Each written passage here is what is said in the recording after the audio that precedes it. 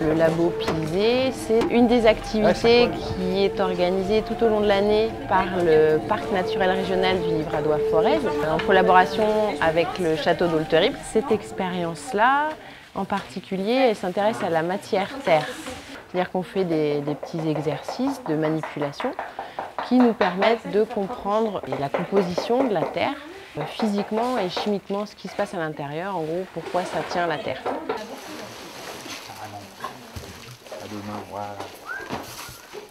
Donc celle-là, elle était déjà plus humide.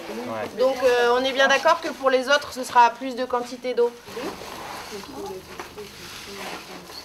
On fait varier la quantité d'eau présente dans la terre, on fait varier sa quantité d'air et on fait varier la manière de compacter la terre. Pour nous, il y a des maçons, tu vois, et puis il y a des maçons de terre. C'est une chose. Ils n'ont pas le même degré. Chaque terre va être différente. Et donc on a besoin en fait de faire des échantillons dans la technique qu'on veut réaliser pour choisir la meilleure terre et la meilleure mise en œuvre pour avoir une mise en œuvre optimale. Moi je viens de Clermont-Ferrand. En fait on a été diplômés cette année, on est des étudiants en architecture. Enfin, c'est l'occasion de découvrir ça parce que dans les projets on en fait pas mal et au final on ne sait jamais comment ça se met en œuvre parce que c'est quelque chose qui est quand même très lié à la maîtrise d'œuvre, ne serait-ce qu'en termes de dessin de façade. C'est très direct, donc voilà, c'est l'occasion de mettre les mains dans le cambouis et d'essayer. Voilà. Nous, on vient de l'école de Clermont, on est orienté vers l'éco-conception, la prise en compte de l'environnement et des matériaux qui sont renouvelables. Voilà. Donc d'où un intérêt aussi particulier pour le Pisé. Je suis maçon de terre crue, mais dans une autre région, en Midi-Pyrénées. Et donc on ne travaille pas énormément le Pisé en Haute-Garonne, enfin dans certains départements oui, mais là c'était aussi l'occasion d'une proposition qui soit aussi un peu créative, à la fois technique et créative. Moi je travaille beaucoup avec ma terre, la terre de chez moi, j'ai construit beaucoup avec ça et là je vois d'autres terres donc voilà c'est très bien. Alors moi je suis venue pour voir comment on pouvait utiliser les potentiels du Pisé, c'est-à-dire en l'utilisant dans des mobiliers ou dans du design ou de façon plus artistique. Moi j'ai participé à beaucoup de constructions de chantiers participatifs en terre, plutôt en Amérique du Sud. On a 3 terres différentes et on fait varier d'une part la quantité d'eau présente à l'intérieur, le taux d'humidité et d'autre part la manière dont on compacte. Alors ce qu'on a remarqué déjà c'est que la terre à la base elle avait déjà un petit taux d'humidité et ce qui faisait que quand on l'a compactée elle se tenait assez bien et après on a amélioré en rajoutant un peu d'eau et là c'est vrai qu'elle a fait quelque chose d'extrêmement bien lié. On voit qu'ici quand on passe la main on a du dépôt, alors que là c'est bien mieux. Il ne semble pas qu'il y ait beaucoup d'argile, mais par contre ça a l'air d'être de la bonne argile.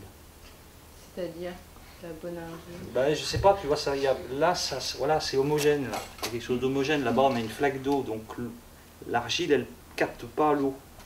Elle la laisse partir, quoi. Elle n'a pas la capacité d'absorber l'eau. Nous, au départ, l'échantillon, c'était des gros morceaux, donc on a dû réduire la taille des granulats, mais il y a quand même une grande diversité. Soit on a de la poussière, soit on a des cailloux, et du coup, quand on à sec, mais même sur les autres étapes, c'est difficile de compacter. Là, on a une argile trop grasse, hein. Je sais pas, elle est largement à plus de 30% d'argile, je dirais, facile. Elle est trop grasse pour être utilisée dans le bâti.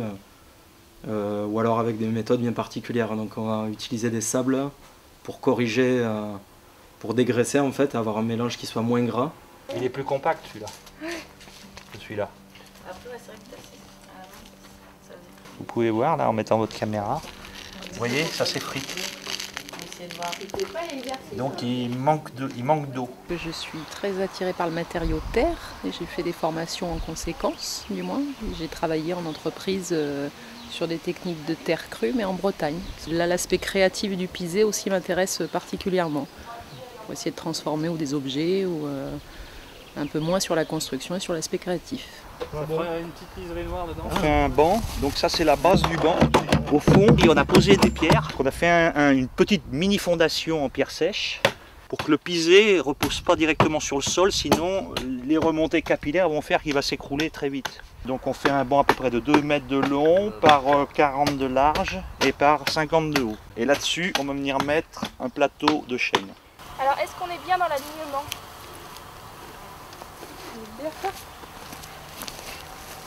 Là, le projet, c'est de faire une série de modules en pisé qui penchent de plus en plus pour voir jusqu'où va la résistance de la terre. Et c'est aussi de mettre ça en parallèle par rapport à des arbres dans le parc qui eux aussi ont des angles qui sont différents.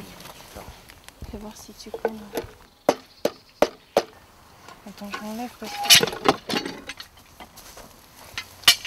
Celui derrière. On enlève celui-là. L'idée c'est de faire une double assise avec le dossier au milieu. On a décidé de faire un socle évidé en forme de dôme et pour ça du coup on utilise le sable qui va servir de moule et qu'on va pouvoir ensuite après séchage gratter et friter et du coup avoir un arrondi et pouvoir avoir une percée à l'intérieur de toute l'assise.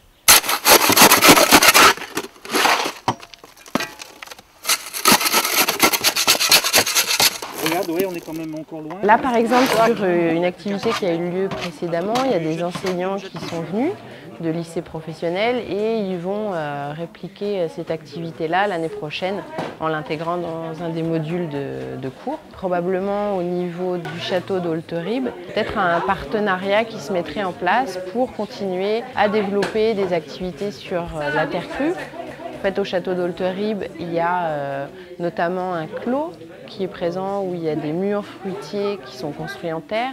Et il y a également une ferme qui est elle aussi construite en pisé. Et donc pourquoi pas proposer des chantiers participatifs, des chantiers écoles. Et aussi sur cette démarche-là, continuer à aller de l'avant sur la recherche sur le design en fait, du pisé.